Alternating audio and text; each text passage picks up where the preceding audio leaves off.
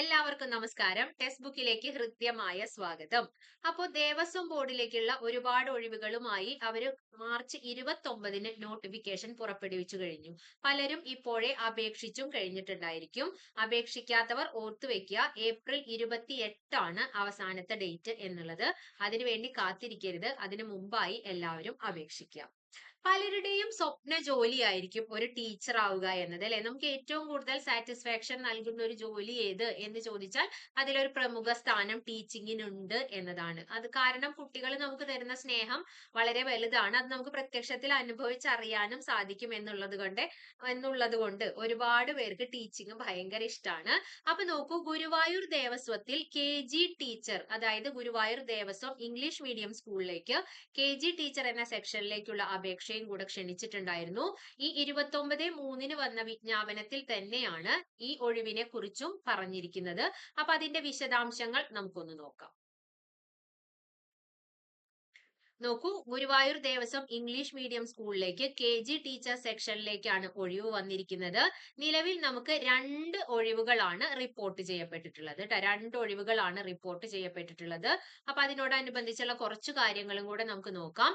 Category number 35/2025 ആണ്. 35/2025 ആണ് ഇതിന്റെ കാറ്റഗറി നമ്പർ.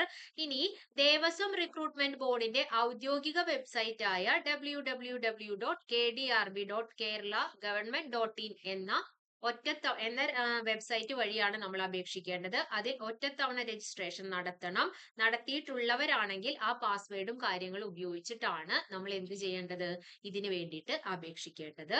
ഇനി തസ്തികയുടെ പേര് KG ടീച്ചർ ആണ്. ഗുരുവായൂർ ദേവസ്വം ഇംഗ്ലീഷ് മീഡിയം സ്കൂളിലേക്ക് വേണ്ടിയിട്ടുള്ളതാണ്. അത് ഓർത്തു വെക്കുക. ദേവസ്വം ബോർഡിന്റെ പേര് ഗുരുവായൂർ ദേവസ്വം ആണ്. സാലറി സ്കെയിൽ ഒന്ന് നോക്കിക്കോളൂ. 35,600 മുതൽ 75,400 വരെയാണ് ഇതിന്റെ സാലറി സ്കെയിൽ പറഞ്ഞിരിക്കുന്നത്. വിദ്യാഭ്യാസ യോഗ്യതയാണെങ്കിൽ +2 അഥവാ തത്തുല്യമാണ്. വിദ്യാഭ്യാസ യോഗ്യത കൊടുത്തിരിക്കുന്നത് ശ്രദ്ധിക്കുക. +2 അല്ലെങ്കിൽ തത്തുല്യമാണ് ഇതിന്റെ വിദ്യാഭ്യാസ യോഗ്യത. സർക്കാർ അംഗീകൃത സ്ഥാപനങ്ങളിൽ നിന്നും pre primary teachers training course പാസ്സായിരിക്കണം.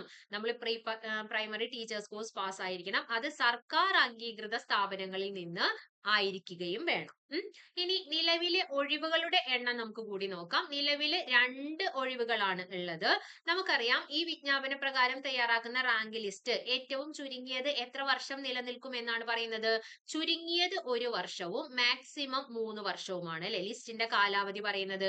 അപ്പോ നിലവിൽ 2 ഒഴിവുകളാണ് എങ്കിലും ഈ ലിസ്റ്റ് നിലനിൽക്കുമ്പോൾ വരുന്ന ഒഴിവുകൾ ഉണ്ടല്ലോ, അതായത് വരാനിരിക്കുന്ന ഒഴിവുകളിലേക്കും കൂടി ഈ ലിസ്റ്റിൽ നിന്നും ഉദ്യോഗാർത്ഥികളെ ഉൾപ്പെടുത്തുന്നതാണ്. അപ്പൊ അതൊന്ന് ഓർത്തു വെക്കുക.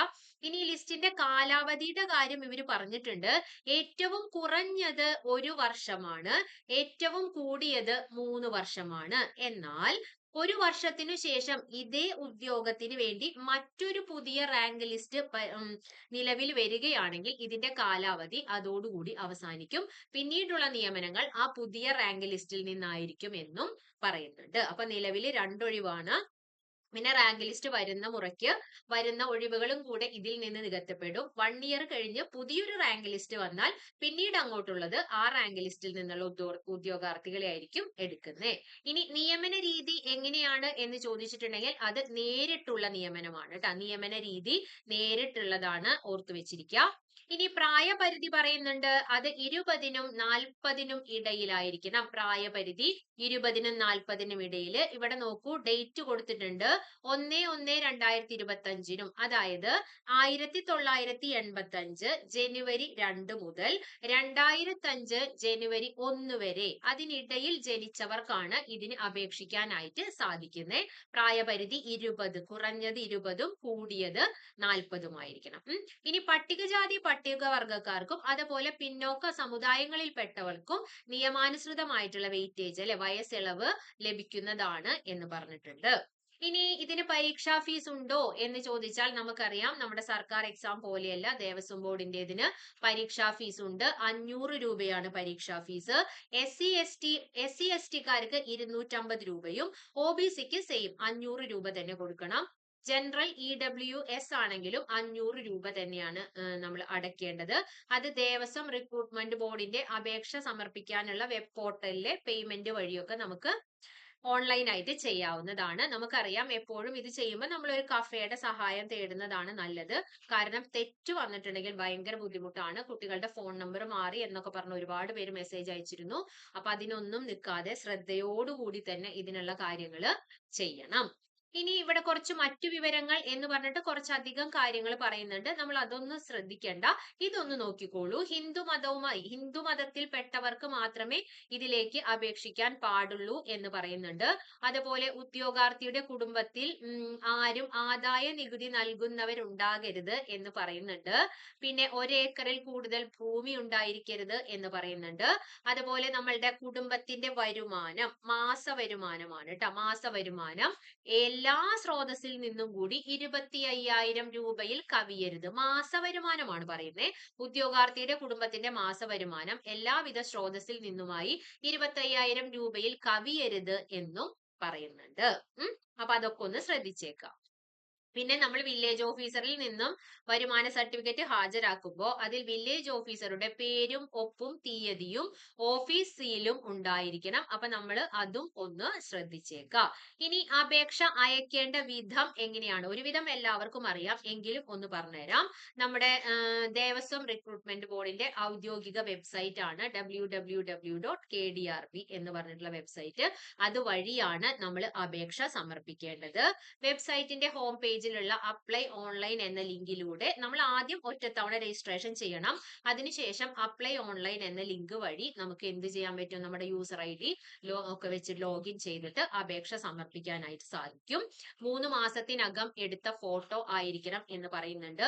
ഫോട്ടോയിൽ പേരും എടുത്ത തീയതിയും താഴെ കുറിച്ച് വെച്ചിരിക്കണം. അറിയാലോ, നമ്മൾ കണ്ടിട്ടുള്ളതാണ്. PSC അപേക്ഷിക്കുമ്പോൾ അങ്ങനെ തന്നെയാണ്.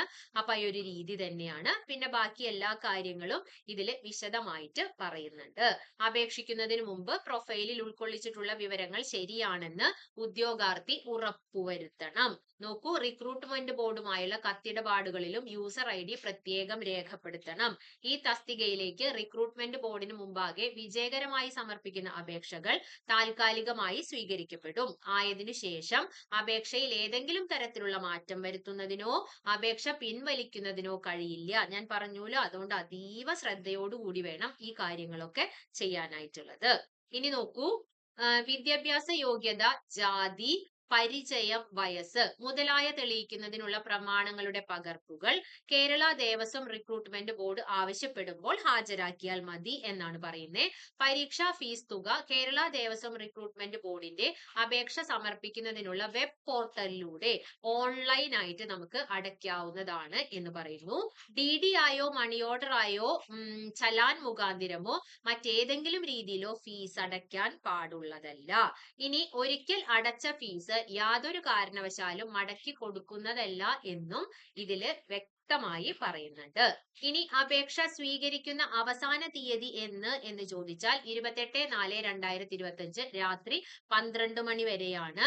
സമർപ്പിക്കേണ്ട മേൽവിലാസം ഒന്നുകൂടെ പറയാം, www.kdrb.kerala.gov.in എന്നതിലാണ് നമ്മൾ അപേക്ഷിക്കേണ്ടത്.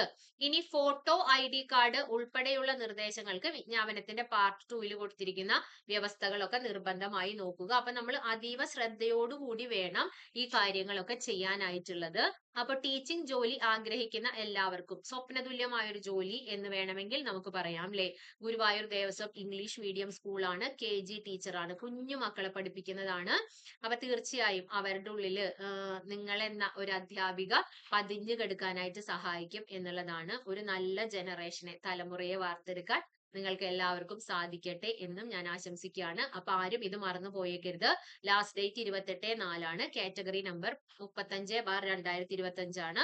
അപ്പൊ അവസാന തീയതിക്ക് വേണ്ടി കാത്തിരിക്കാതെ ഇതിൽ പറഞ്ഞിട്ടുള്ള കാര്യങ്ങളെല്ലാം റെഡിയാക്കി എത്രയും പെട്ടെന്ന് തന്നെ ഇതിനു വേണ്ടിയിട്ട് അപേക്ഷിക്കാം. ഇനി നമുക്ക് മറ്റൊരു വീഡിയോയുമായി വീണ്ടും കാണാം. Thank you.